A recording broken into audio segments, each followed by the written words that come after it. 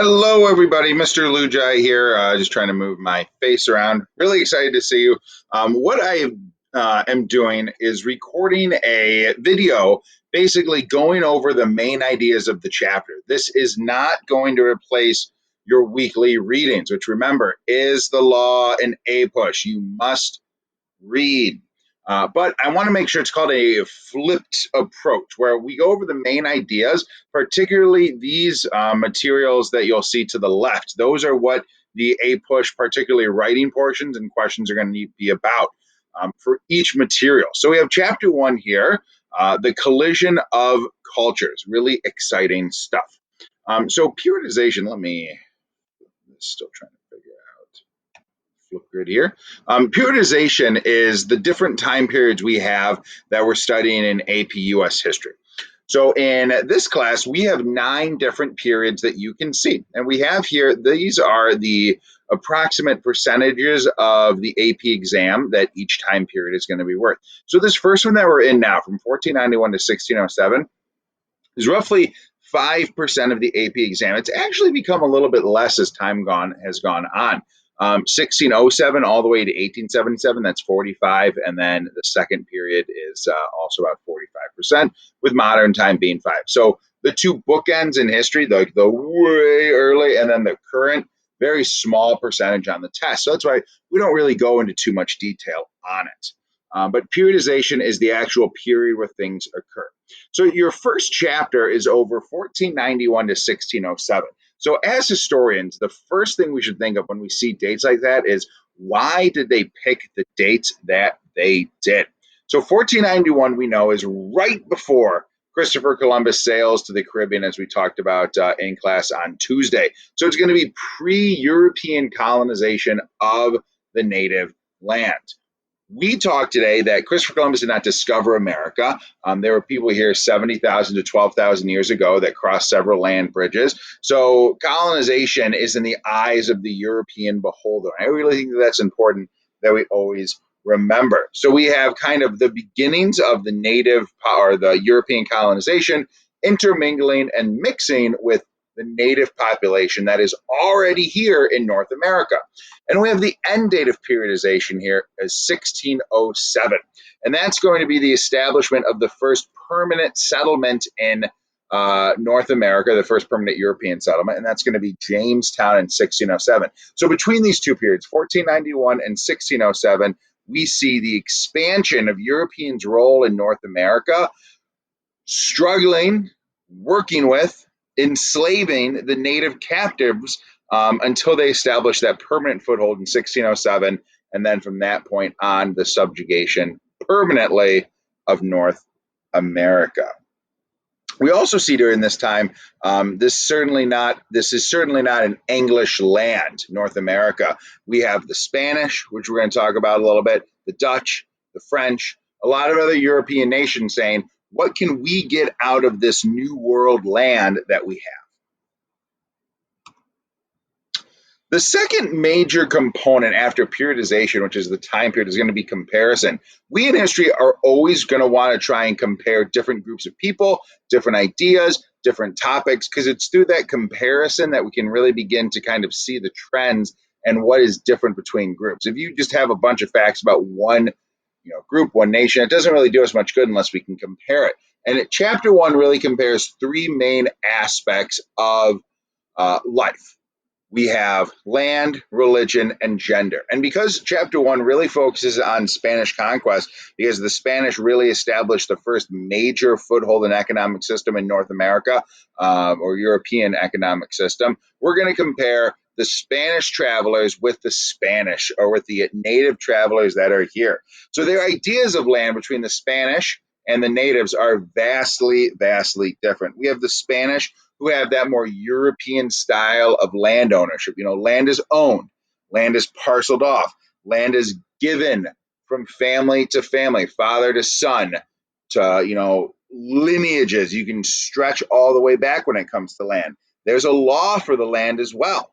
Kind of my house, my rules. We live in Naperville. Naperville has laws, just like your house has laws. So there are laws and establishments for the new land. Whereas the natives had a very different understanding of land, not to be like generic, but they obviously had a much more communal or community based idea of land. There was some land ownership among native tribes. So just to say, like, land was free in the Americas among native tribes, that's an oversimplification of native land policy. But on the whole, you had tribes which controlled certain regions of North America. And inside those tribes, land was very loose and communal, not passed down, not familial, but more like this belongs to all of us.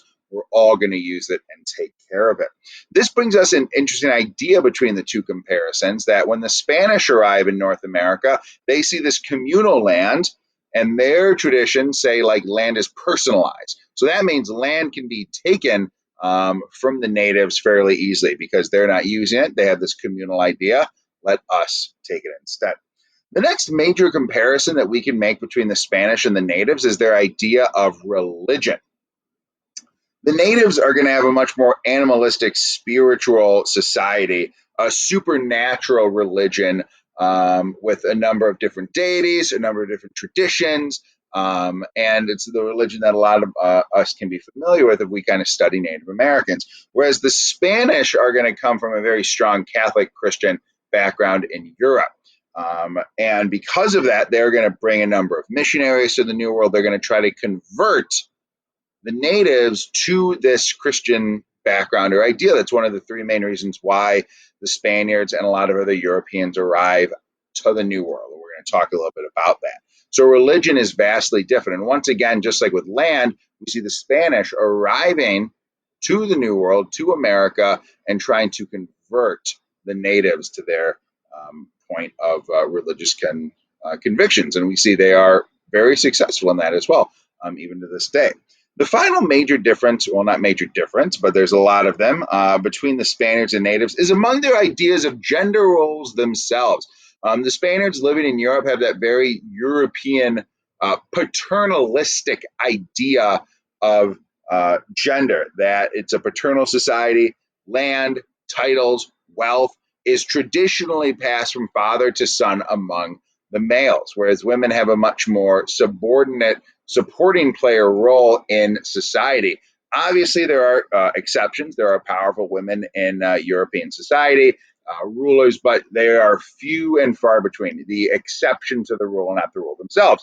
Whereas in the native populations, a lot of times we see a more split level responsibility between the genders, where women were in charge of farming. It was a maternal farming idea, so they stayed close to home, but they would go with daughters, with grandmothers, with unmarried women, and they would go farm the fields, while the men had a much more hunting and gathering type of society. So in the Spaniards, we didn't see women really doing any of that work, whereas in the natives, it was much more traditionally split. I would not call it necessarily like a maternal society, because men are still going to be the more dominant of the two sexes among native populations at this time, but much, much more equal in terms of the gender roles and gender norms. So we have comparison. We can compare two groups of people. If the question was like, compare the Spanish versus the natives' role of religion, you have several examples for that.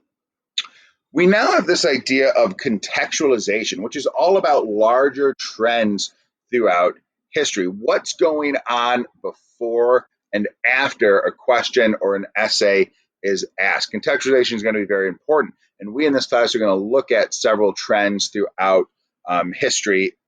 We see in this chapter, we dive a little more into the European background than most, and we're going to spend a little bit of time this week on that. But inside Europe, this is really the end of the feudal era, late 1400s, early 1500s, that traditional medieval feudal era where you really don't leave your home, where you grew up, where you farm. You have the farmers, the peasants, the nobles, the lords, then the king. By the time of European exploration in North America, we see the end of the feudal age and the beginning of the nation building phase, where kings now are expressing an enormous amount of control over their kingdoms, and they're trying to become the largest and most important nation in the world. We're going to talk about mercantilism a little bit later this week. And the mercantilist system is really going to drive a lot of that's an economic system. Spain needs to get as much gold as possible because if Spain has more gold, that means England does not, and England's our enemy. So nation building, trying to get the strongest nation possible, is going to become very important. That obviously is going to translate from the struggles in Europe and the building of nations all the way over to the new world over here. Because if we have nation building happening in Europe, there's new land, new gold, new possible slaves, new subjects in North America. So let's go and continue this nation building into the new world. We also have this other larger trend that's going to be happening about the age of intellectualism. We see the dawning of the Renaissance in the arts, this idea of humanism, of human form being close to the godlike form as well. And, you know, Christopher Columbus and education go hand in hand. We see the education of a number of people in Europe. Christopher Columbus was not a dumb person. He was educated. He grew up relatively poor to middle class, had an education, had knowledge of history, of geography, of math as well. And that is going to kind of translate into the ability to kind of problem solve and think your way to the new world. So we see a lot of explorers have this intellectualism about them that really is fostered in Europe at this time. It's no longer fun to be a dumb peasant. You want an education and you want to be able to think for yourself. The great thinkers of this time really are starting to get going. And the final big trend that we're going to see play a huge impact on chapter one is going to be this technological innovation. We see the cannon, the compass is going to allow for even better and more controlled navigation. We see gunpowder, which is going to be a huge reason why we're able to subjugate most of North America. Steel and other metals are now being refined. And this technological innovation is really going to allow for a lot of colonization that is going to be happening in North America. So contextualization are the big trends. We have these three big trends. Causation, I like to think of as like cause and effect. Like, why is something happening? Why did Spain go to the New World? And most European travelers are going to say these three things. You need to memorize this and kind of repeat it. Gold, God, and glory. Oh, that should say, this one should say gold. I'm sorry, I messed that up. So we like to say God, gold, and glory, the three G's, God, gold, and glory. We have the idea of we're going to get rich. We have a lot of gold that we could get in the new world. So why kind of stay over in Europe where you may be of a lower class? I can make the trip to North America, find gold, come back and be wealthy. We have the idea of glory.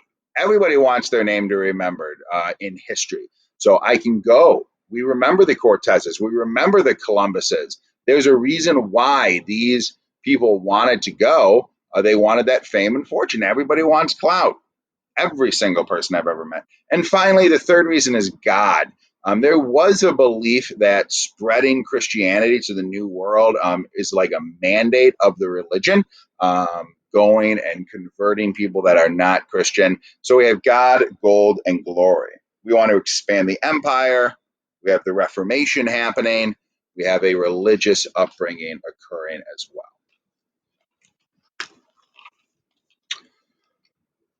There is also, obviously, as time moves on, a tremendous amount of change happening. So another way that the AP exam is going to test us is over this change over time dynamic. And we have a lot of change happening from 1491 to 1607. And one of the biggest changes that we see is a switch from, you know, an extraction. That means like a temporary pausing in North America to go back to Europe to more permanent settlements that we see. If you remember when we talked about Christopher Columbus, we said Columbus made 4 voyages to the Caribbean and to that time period. So what we saw as a trend in the early throughout the 1500s was explorers, settlers, missionaries, priests, you know, people looking for gold coming to North America, doing their business, and then going back to Europe. They viewed Europe as their home. But a big change that's going to occur are these people viewing North America as their home at that point. So we call that from extraction to permanent settlement. We're no longer extracting gold and bringing it to Spain. We're staying in America.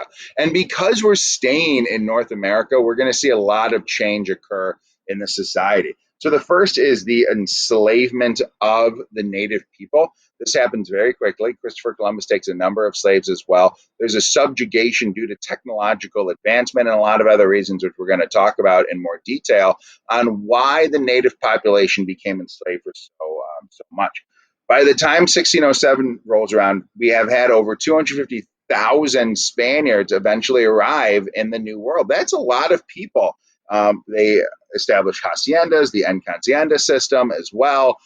So we see this enslavement of people, and that obviously leads to the dislocation of the native people's society. We see a mix of Spanish and native culture to form a new culture. Anytime societies and cultures mix, you kind of take bits and pieces from each and you form this new culture. So we really see that in the New World.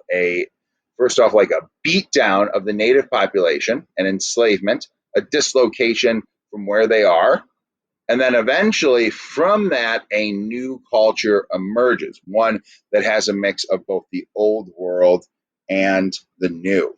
We then see a confrontation among a lot of European nations. As Spain is pumping gold out of the New World, we see the gold markets in Europe kind of take a huge dive. It's just like if we all tomorrow in our class had $1 billion, well, $1 billion wouldn't be too much anymore in the economy. So that's what's happening. We have so much gold coming from North America to Europe that all of a sudden, like, gold isn't worth as much. Europeans want as much gold as possible, and it's kind of difficult to transport gold. It's heavy, it's hard to transport across the seas, and then we see a lot of attacks. Pirates of the Caribbean, not factual, but we see lots of attacks on open waters when the Spaniards are trying to take their gold.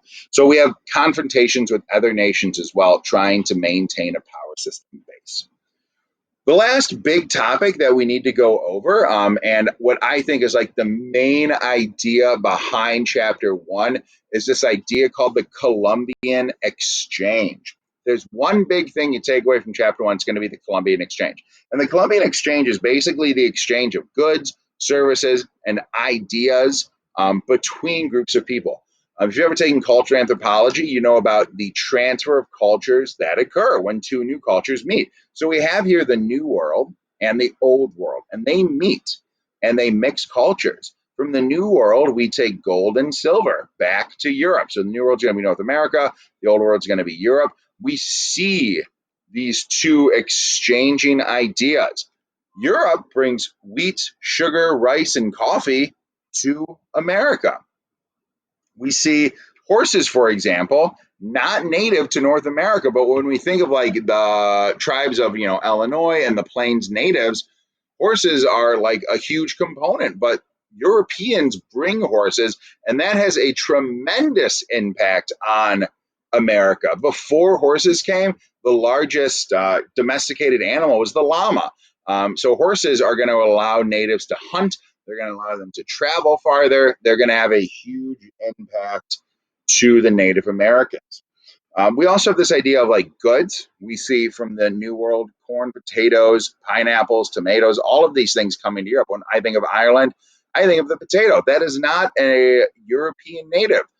We have chocolate in Sweden. All of these are going to be brought from North America to Europe. Probably one of the largest impacts of the Columbian Exchange is going to be this idea of disease. Christopher Columbus, the Spanish conquistadors, European explorers are going to bring diseases that natives do not have any sort of immunities to. And that's going to devastate the native population. Another reason why it's a little easier to subjugate an entire race of people is when you kill off 70 to 90% of them and the remainings are sick.